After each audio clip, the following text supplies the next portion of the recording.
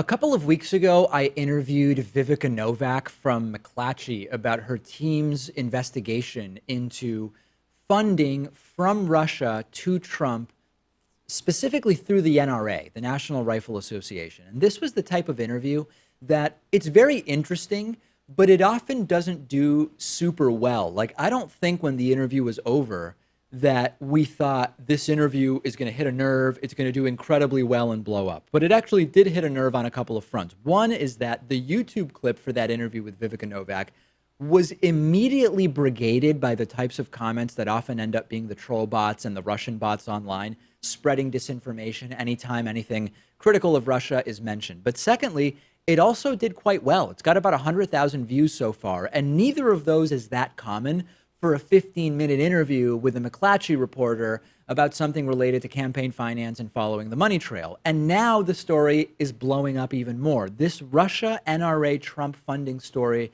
has sort of gone mainstream, and the NRA is acting really, really shady about it. Democratic Senator Ron Wyden wrote 2 letters asking about some of these links between the NRA and Moscow and between the NRA and Russian nationals, and the NRA is refusing to answer the questions that Senator Wyden has asked. They sent out this really aggressively worded, but lacking almost any specific details letter, basically just saying, hey, listen, we follow election law and we don't accept foreign funds, period.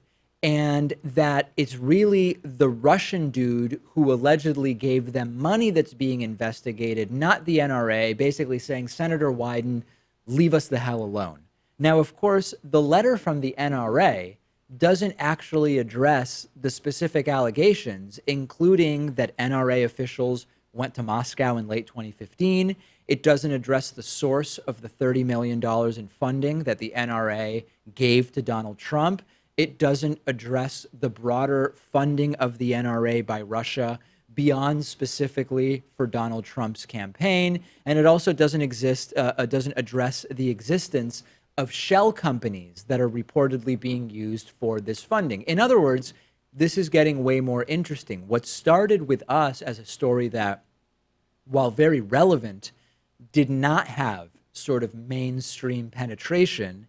When I see this non-denial, I become more convinced that Vivica Novak and McClatchy and her team are onto something with their reporting, and that, yes, the NRA is accepting money from Russia. And what people need to realize, sort of at the highest level in the broadest scope, is that the NRA is not a patriotic organization. Even by Trump's use of this horrible slogan, America First, the NRA is not an America First organization. The NRA uses the idea of being patriotic as marketing for themselves to then actually work on their real loyalty, which is to gun manufacturers, period. It has nothing to do with country for the NRA. It has nothing to do with safety for the NRA. It has nothing to do with anything other than give us money which we can use to get more guns sold for our clients who are the gun manufacturers. That's the reality. And it didn't used to be that way. The NRA started as a gun safety organization. It was geared towards the individual members.